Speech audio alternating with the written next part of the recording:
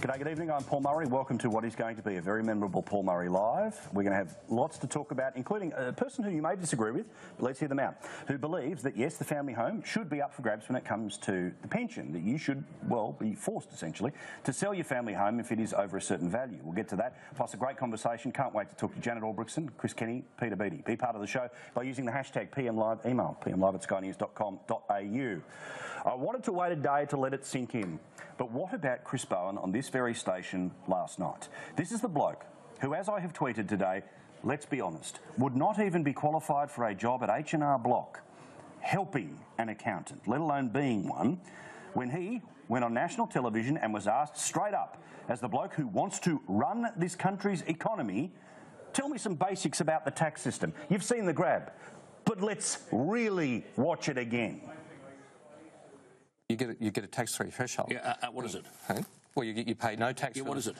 Well, you get a low-income earners tax offset. Tax-free threshold. You get a low-income earners tax offset, which then provides. What is the tax-free threshold? Well, Alan, the tax. Hang on. Well, I don't know. Hang on. He's the Treasurer. I'm talking about detail. He doesn't know. No. What is the tax-free? There's a point up to which we don't pay any tax. What is that point? And then you get a low-income tax offset, which provides a refund to low and middle-income earners, Alan. At which and we you pay raised no tax. high-income superannuation. I mean, so what's the next threshold? About serious issues. What's the next threshold? I'm not going to do a pop quiz for you, What's the next threshold? With all due respect to you, I'm not going to do a pop quiz with you. What is the next?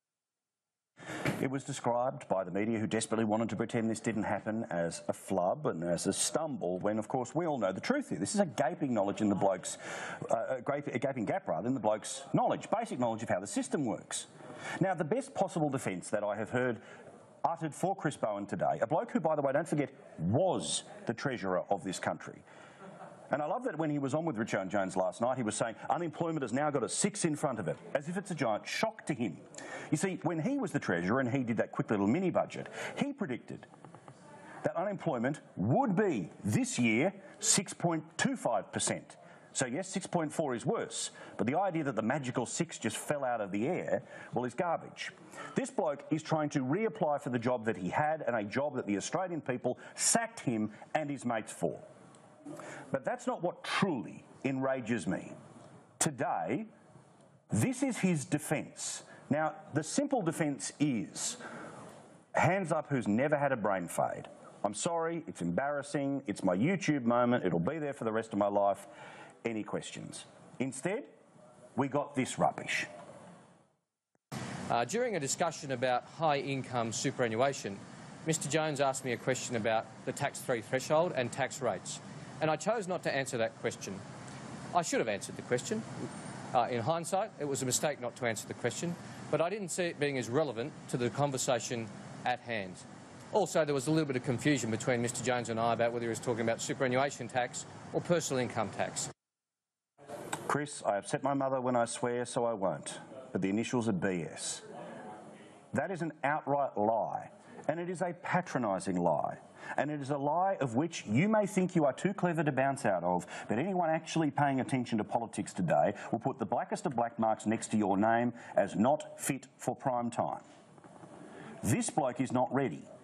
But Bill Shorten pretended, and he added and he compounded to the lie that was told today that he chose not to answer. You saw the panic in his face.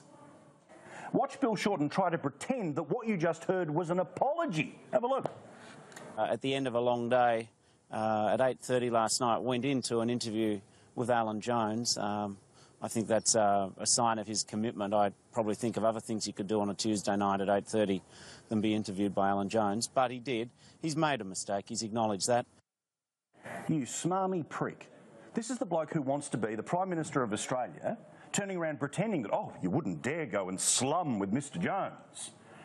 Well, I'm sorry, whether you like it or not, Alan Jones's audience is the biggest in the country when it comes to radio. His audience here on television is one of the most popular at Sky News.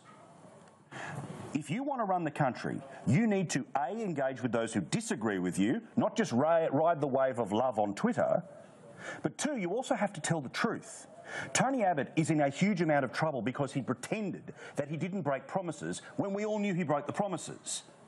Forget how difficult the Senate's been, pretending that white is black and black is white will always equal death in politics. And for him to try to play human shield and then add a little bit of spice on top of it to turn it into an Alan Jones fight shows to me again how unfit for prime time even the bloke who is the preferred Prime Minister is. But at the end of the day, what does it matter?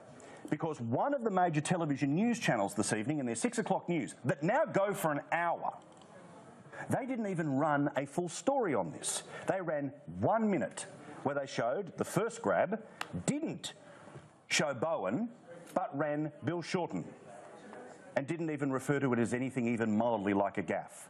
Can you imagine if Joe Hockey, Matthias Cormann, a backbencher, did something like that, let alone Tony Abbott? There is a disgraceful double standard, and it is on show tonight for those who pay attention. But as for those two blokes, the bloke who is the preferred Prime Minister, smarmy, and the preferred, and the alternate Treasurer, not fit for prime time. I don't care where their standing is in the polls. Their standing in the pub test, fail.